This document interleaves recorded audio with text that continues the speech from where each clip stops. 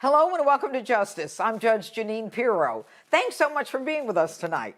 Let's get right to my open. Joe Biden does not have the mental capacity to lead the greatest nation on earth.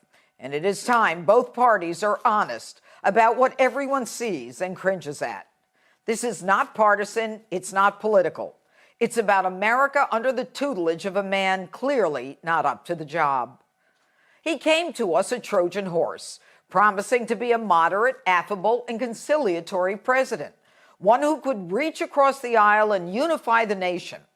Instead, the so-called moderate began by immediately canceling the XL Keystone Pipeline, destroying American jobs and America's energy independence along with it, earning him accolades from far-left progressives like AOC and Bernie Sanders.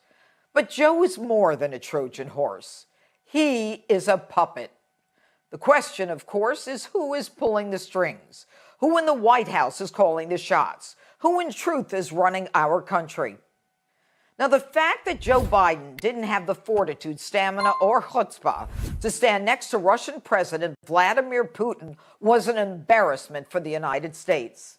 The bilateral stand-up press conference is a must for virtually every world leader who meets with our president, but not here. And no one gave us a reason. So Biden simply ceded a platform to the Russian president to blow his own horn and then trash us, saying as president he would never tolerate the kind of activity the United States has tolerated by Black Lives Matter and the anarchy on our streets. Of late, it seems to be a habit for leaders of other countries to trash us, like the Chinese trashing Secretary of State Blinken in Alaska, and the Guatemala president telling Kamala Harris that if she enforced our laws, we wouldn't have an immigration problem. So Biden comes out saying he stayed out of trouble by avoiding that joint press conference. It's pretty clear he wouldn't be able to stand up to the ex-KGB intel agent who would have mopped the floor with him. But why is this man always talking about getting into trouble? Take a listen.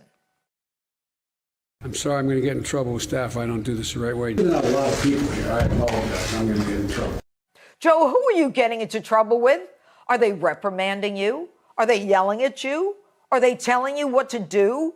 Who behind the scenes is telling the President of the United States he's in trouble? Who has the goods on you? Who have you yielded this control to? What is wrong with you?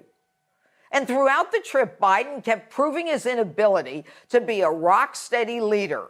He appeared clueless, disoriented, quick to anger, irritable, and unstable. Example, he appeared to be wandering alone, clueless in the UK when asked how things went in Cornwall when Jill Biden had to come back to save him and pull him in another direction. How are your meetings going in Cornwall, Mr. President? I beg your pardon? How are your meetings going here in Cornwall? Very well. Come on. Later, she also had to turn him around to actually face the audience. Joe, pay attention. It's not the first time Joe appeared to be disoriented. Example, his irritability was on full display when he snapped at a CNN reporter for asking a question. Hey, what the hell? What do you do all the time? So, when did I say I was confident? You said in the next 6 months you'll be able to determine. What I said was, let's get it straight. I said what will change their behavior is that the rest of the world reacts to them and it diminishes their standing in the world. I'm not confident of anything. I'm just stating a fact. This was on display throughout the campaign as well. Press always asks me, don't I wish I were debating him? No, I wish we were in high school. I could take him behind the gym. That's what I wish. They asked me would I like to debate this gentleman. I said no. I said if we were in high school, I'd take him behind the gym and beat the hell out of him. I said, come on, Donald. Come on, man. How many push-ups you want to do here, pal? He's the bully used to make fun when I was a kid in the stutter, and I smacked him in the mouth. But Mr. Tough Guy is long gone and couldn't even hold a joint press availability with Putin. Example, His weakness was on full display when he talked about 16 infrastructures that were off limits to Putin's cyber or ransomware attacks. Curious. Does that mean that if something wasn't on the list of 16, that there would be no sanction if Russia attacked? Does that mean Putin gets to attack these other infrastructure areas with impunity? But have no concern, Biden didn't sanction Russia for any of the attacks on the United States anyway. So Putin simply had to listen and go back and do what he always does. Joe Biden was asked whether he still believed that Putin didn't have a soul and told Putin laughed that Biden called him a killer. Take a listen to Biden's answer. Vladimir Putin laughed at the suggestion that you had called him a killer. Is that still your belief, sir, that he is a killer?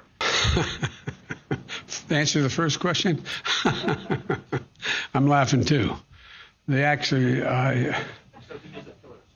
well, look, I mean, he has made clear that the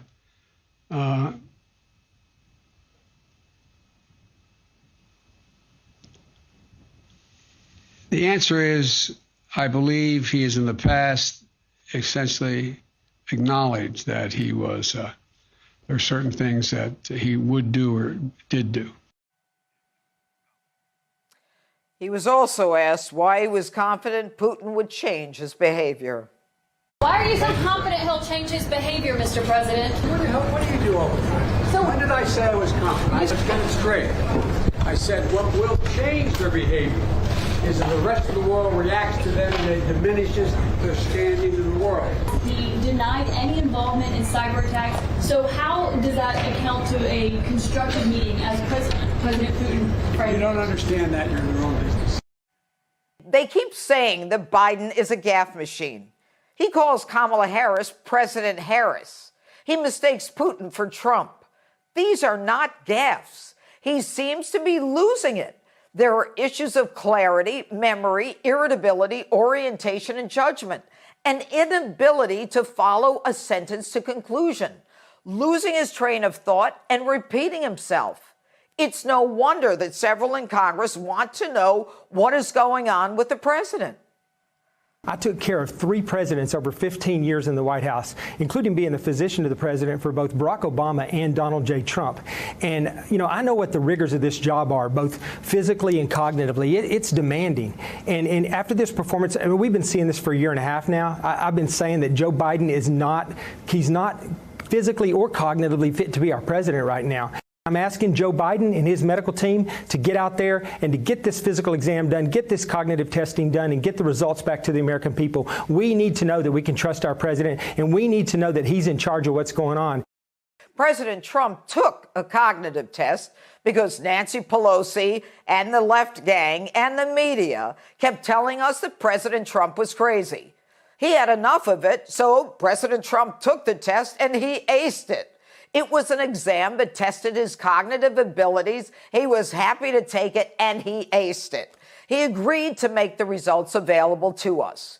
If Joe Biden is the tough guy that he says he is, it's about time for him to take an exam and share the results with the American people. Otherwise, America will continue to watch and cringe. 25th Amendment, anyone? Aqui é o Tradutor, é graças a essas pessoas incríveis que eu posso estar trazendo conteúdo para vocês. E é isso aí, pessoal. Não se esqueçam de deixar seu like, seu comentário e até mais. Fui! Grande abraço.